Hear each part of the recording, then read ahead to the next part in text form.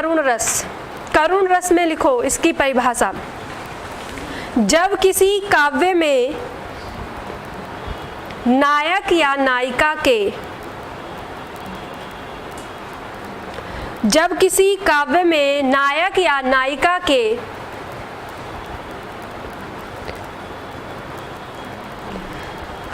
दुख का वर्णन किया जाता है, दुख का वर्णन किया जाता है, अथवा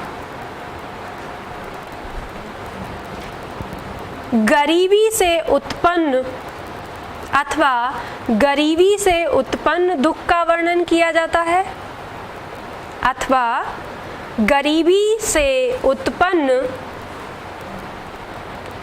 दुख का वर्णन किया जाता है,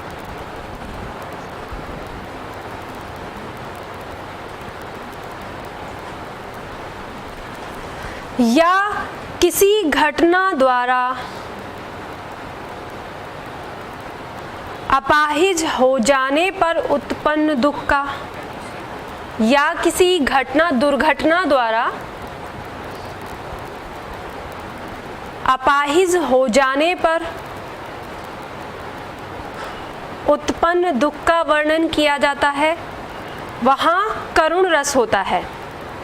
करुण रस में ध्यान देना, गरीबी से उत्पन्न दुख जो गरीबी से हो रहा है, या किसी घटना से अगर कोई अपाहिज हो गया है या कोई ऐसी हानि हो गई है जो इसकी कभी क्षतिपूर्ति नहीं हो सकती, या फिर किसी की मृत्यु हो गई है, उस समय इस करुण रस आपका होता है, उस समय के वर्णन में। देखो वियोग से मिला देना नहीं, वियोग से नहीं है, दोनों में अंतर बताऊंगी आपको। देखो वियोग श्रृंगार रस और करुण रस में क्या अंतर है। वियोग श्रृंगार रस में एक आस होती है, एक उम्मीद होती है उसके वापस आने की, और जब वो वापस आएगा तो किस में बदल जाएगा, संयोग में बदल जाएगा। लेकिन करुण रस में क्या होता है, जो हानि हुई है, जो क्षति हुई है, उसकी पूर्ति कभी नहीं होती है। यानी किसी की या तो मृत्यु हो गई है, या कोई हमेशा के लिए छोड़कर चला गया है, या किसी दुर्घटना में कोई अपाहिज हो गया है तो वो उसे दोबारा क्षतिपूर्ति नहीं हो सकती, या फिर गरीबी से उत्पन्न जो दुख है वो आपका करुण रस में आता है। मान लो जैसे अगर मैं आप लोगों की जिंदगी से बात करूं तो हाँ बिल्कुल बिल्कुल, आपके पार्टनर की शादी किसी और से हो गई है, वो दोबारा कभी नहीं आ सकता, तो क्या होगा, वहां पे करुण रस हो जाएगा। ठीक है, चलो इसमें देखो, अच्छा हास हो गया, चलो देखो स्थायी भाव लिखो, इसका स्थायी भाव होगा शोक, स्थायी भाव शोक, दुख मतलब हिंदी बिल्कुल ही नहीं पढ़ते, कभी कभी पढ़ लें,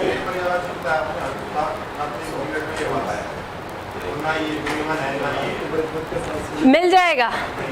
ठीक है सही से देखो, तुम्हें जो मिली है पर्यायवाची की सीट शायद तुमने नहीं ली है, दूसरी नई वाली उसमें दिया गया है। किसमें?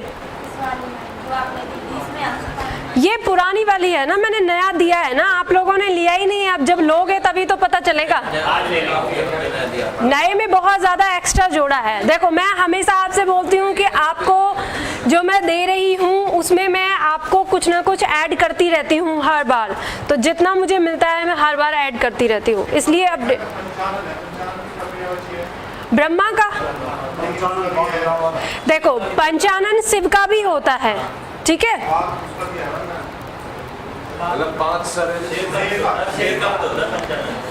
पंचानन शेर को कहते हैं, ये पर्यायवाची है उनका, लेकिन पंचानन 5 आनन है जिसके शिव और ब्रह्मा का आता है, बट हम शिव का उतना नहीं डालते, पहले ब्रह्मा का लेते हैं, ठीक है, जो हमारे एग्जाम में आता है। शिव का कम आता है।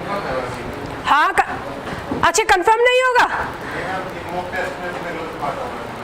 किसने? देखो तुम मुझसे इन कोचिंगों का नाम मत लिया करो अभी, और ये भी बता रही हूँ अब लाइव चल रहा है, अगर मैंने नाम ले दिया ना तो फिर दिक्कत हो जाएगी।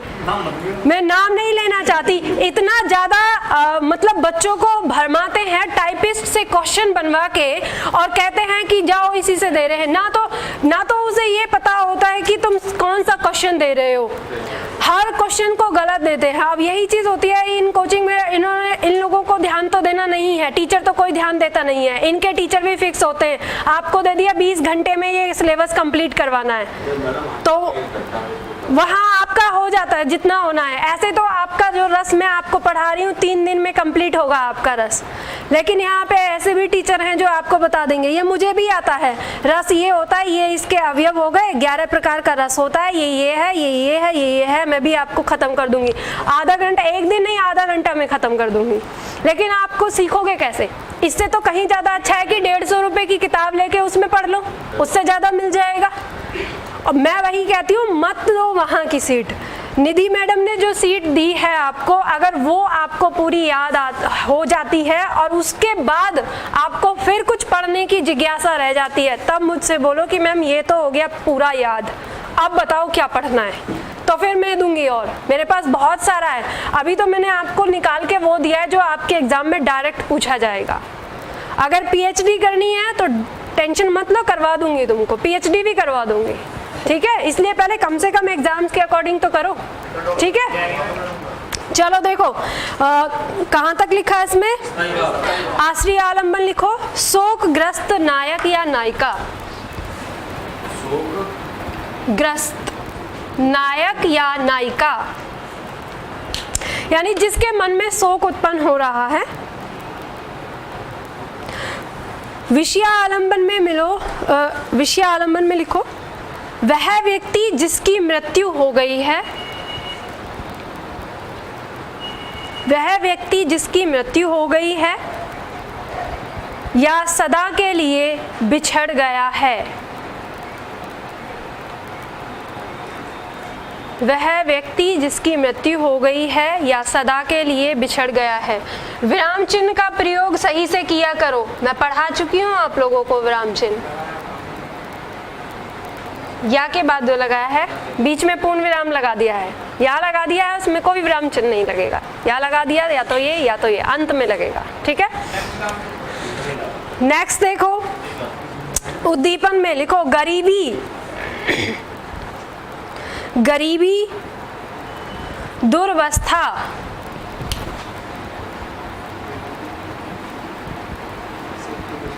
गरीबी, दुर्वस्था, कोई दुर्घटना,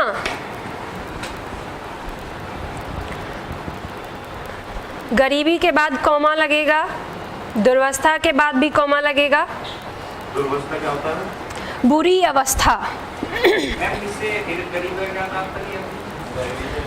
अरे जब उद्दीपन है वो, जब गरीबी रहेगी, खाने के लिए अनाज नहीं है, पहनने के लिए कपड़े नहीं है, तो क्या हास उत्पन्न होगा, दुख उत्पन्न होगा ना, तो करुण रस होगा, ठीक है। वैसे ही दुरावस्था होता है बुरी अवस्था, जब कोई बुरी अवस्था हो जाती है तो क्या होता है, दुख उत्पन्न होता है। कोई दुर्घटना हो जाती है, किसी का एक्सीडेंट हो जाता है, हंसी आती है नहीं, दुख उत्पन्न होता है, ठीक है। नेक्स्ट देखो अनुभाव, अनुभाव में लिखो रोना धोना, चीखना चिल्लाना, रोना धोना, चीखना चिल्लाना। संचारी भाव, रोना धोना का मतलब एक होता है संयुक्त क्रिया नहीं बोलते हो, रोने धोने लगती है वह बात बात पर, ये संयुक्त क्रिया है। जब क्रिया पढ़ोगे तब समझ में आएगा कि कुछ ऐसी क्रिया होती हैं जो विपरीत होती हैं लेकिन अर्थ एक के साथ मिलके एक ही अर्थ देती हैं, ठीक है। ग्लानि, संचारी भाव में लिखो ग्लानि, विषाद,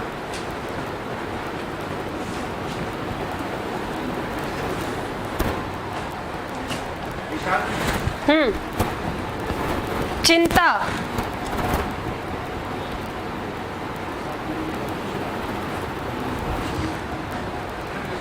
दुख, विषाद कहते हैं दुख को। संचारी भाव कल समझाया था ना, 33 होते हैं, 33 कौन कौन से होते हैं, हाँ उसी में।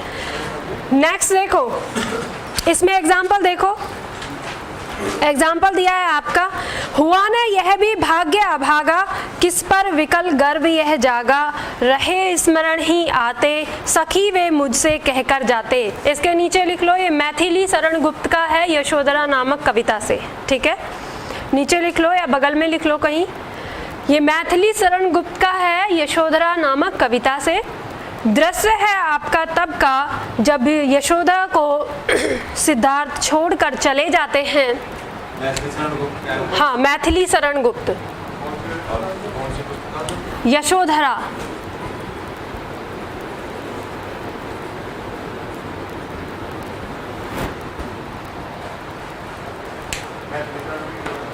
मैथिली शरण गुप्त लिखूं, वर्तनी में पूछा जाता है आपका।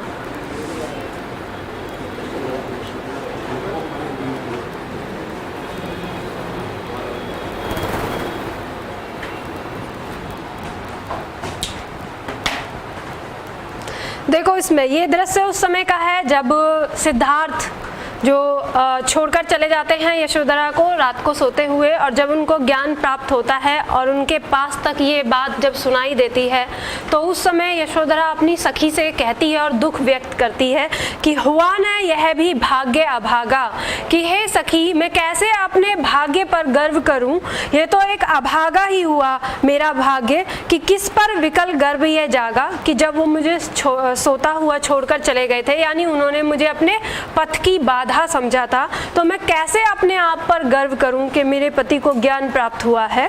फिर कहा है, रहे स्मरण ही आते, सखी वे मुझसे कहकर जाते। यही बात मुझे बार बार स्मरण होती रहती है कि सखी वो मुझसे कहकर जाते तो मैं गर्व भी करती, ठीक है। तो यहाँ पे उनके अंदर क्या है, एक त्रास है, एक दुख है, करुण है, करुण रस है यहाँ पर, ठीक है। हाँ, विकल मतलब बहुत ज्यादा दुखी देने वाला, ठीक है।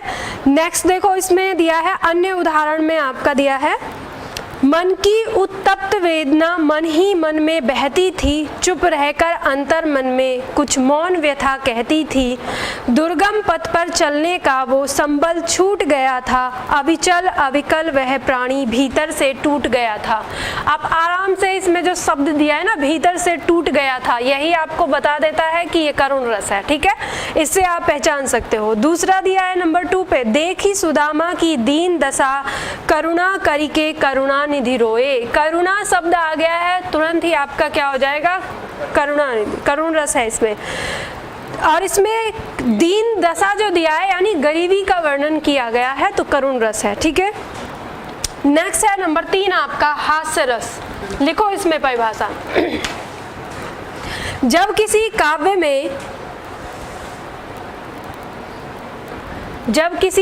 में विचित्र स्थितियों, जब किसी काव्य में विचित्र स्थितियों, किसी की वेशभूषा,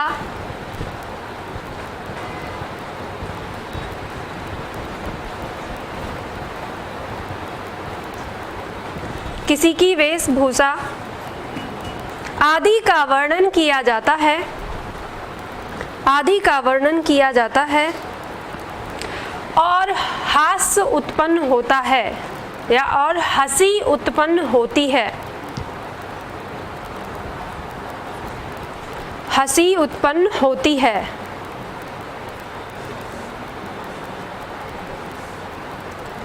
वहाँ हास्य रस होता है, वहाँ हास्य रस होता है। स्थायी भाव में लिखो हास,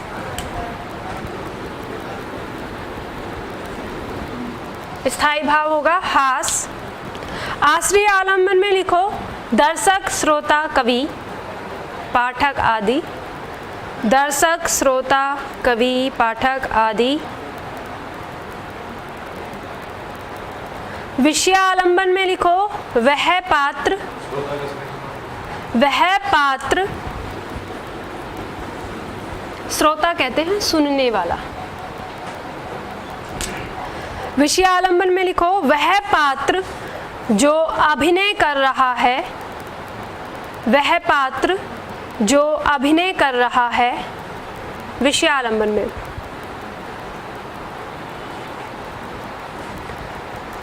उद्दीपन में लिखो हंसाने वाले के हाव भाव, वह पात्र जो अभिनय कर रहा है।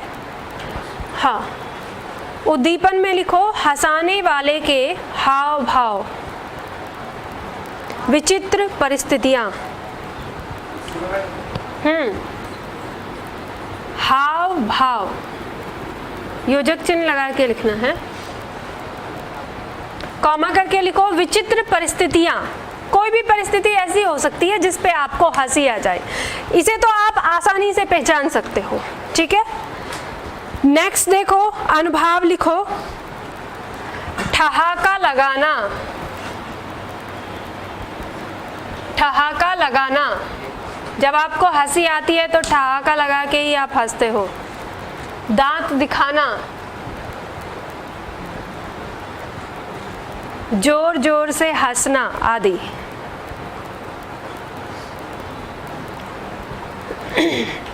संचारी भाव में लिखो खुशी,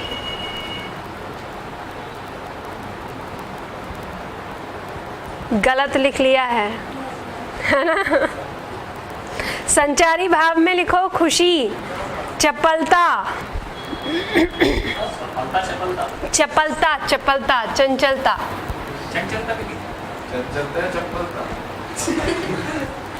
चपलता। ये मैडम संचारी भाव में लिखो। अभी जो तुम दिखा रहे हो इसी को चपलता कहते हैं, ठीक है। संचारी भाव में लिखना है खुशी, चपलता, उत्साह।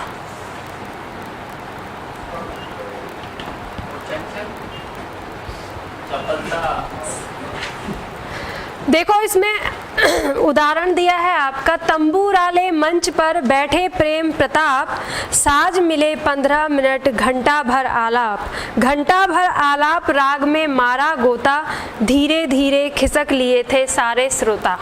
तो यहाँ पे जो इस वाक्य में जो दृश्य दिखाया है, उस दृश्य में हंसी उत्पन्न होती है कि जो प्रेम प्रताप हैं उनको, वो अपना तंबूरा लेकर मंच पे बैठे हैं, उनको साज ही 15 मिनट का मिला है। मतलब ये कि उनको 15 मिनट का टाइम दिया गया है, लेकिन उनका जो आलाप है, आलाप कहते हैं ना, आ करके जो बोलते हैं, वही 1 घंटे का है।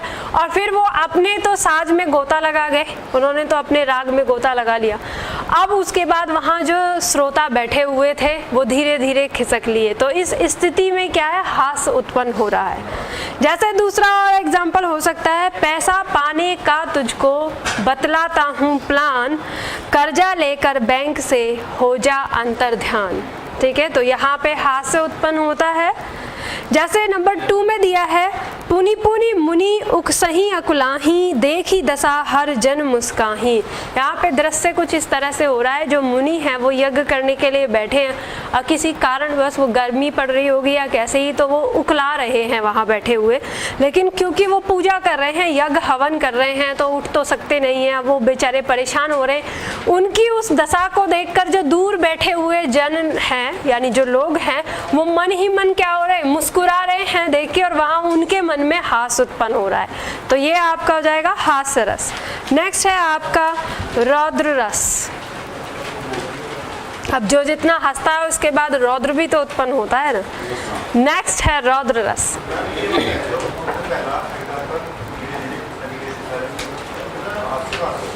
अब आपको उसमें हंसी नहीं आई तो ये आपका मन जाने, हमें तो हंसी आती है। हाँ, उस सीन पर वो दृश्य जब वो जो हास्य आया है वो उन लोगों के लिए नहीं है, वो तुम्हारे लिए है। तुमने इस काव्य को जब पढ़ा तो तुम्हारे अंदर हंसी आई, वो उस दृश्य के लिए नहीं है कि वहां पे आ रहा है। तुम्हें कैसा अनुभव हुआ, ये स्थायी भाव आपका करेगा। ठीक है, चलो देखो रौद्र रस लिखो, इसमें परिभाषा। जब किसी काव्य में किसी के क्रोध किसी के क्रोध अथवा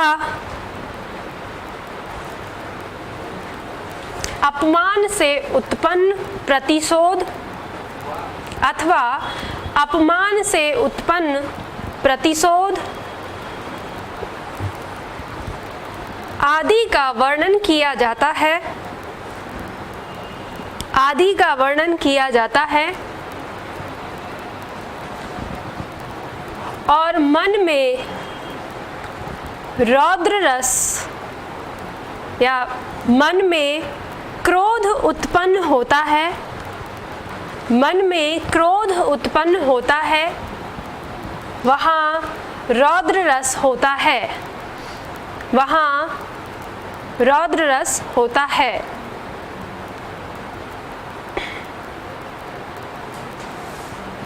स्थायी भाव देखो इसका क्रोध,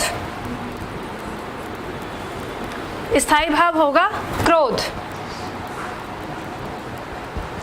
आश्रय आलंबन में लिखो नायक जिसके मन में क्रोध जगा है, नायक जिसके मन में, क्यों नायिका को क्रोध नहीं आएगा, नायक या नायिका दोनों इसमें लिखो, जिसके मन में क्रोध जगा है। आश्रय आलंबन। विषय आलंबन में लिखो जिसके कारण मन में क्रोध जगा है, जिसके कारण मन में क्रोध जगा है।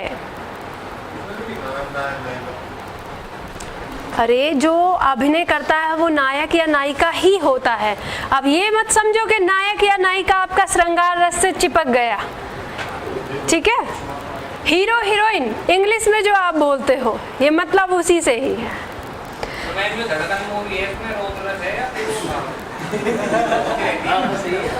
क्या?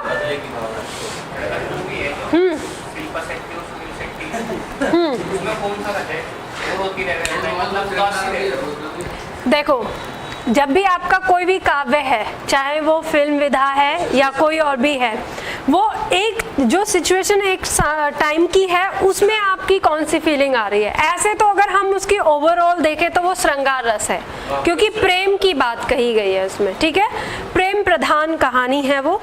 लेकिन उसके बाद वो तो सीन पे डिपेंड करता है, कहीं गुस्सा है, कहीं दुख है, कहीं हंसी है। प्रेम प्रधान का रह जाता है, उसमें डूब जाता है।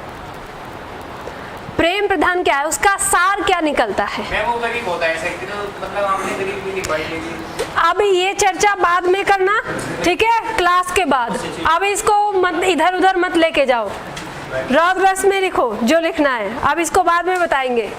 तुम लोगों को अच्छी तरह से पता है कि रिकॉर्डिंग चल रही है, लेकिन तुम लोग जानबूझ के ना डिस्टर्ब कर रहे हो, है ना। आज से पहले तो ऐसे सवाल नहीं किए तुम लोगों ने। अच्छा चलो देखो लिखो इसमें कहाँ तक लिखवाया है। आश्रय आलंबन, विषय आलंबन लिखो जिसके कारण मन में भाव जगा है। उद्दीपन में लिखो शत्रुतापूर्ण कार्य, शत्रुतापूर्ण कार्य।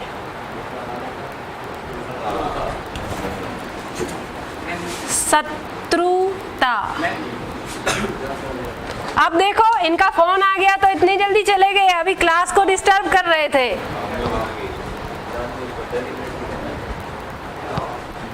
चलो देखो शत्रुतापूर्ण कार्य, अपमान, कटुवचन आदि, अपमान, कटुवचन आदि।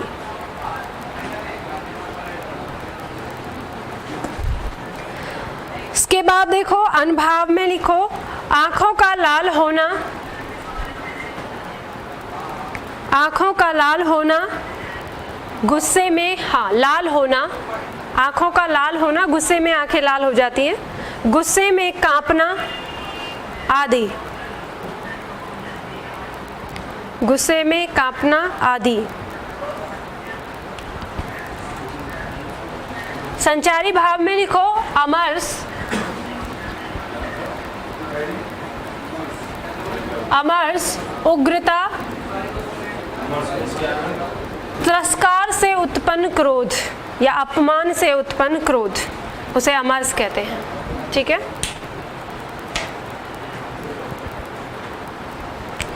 उग्रता, आवेग,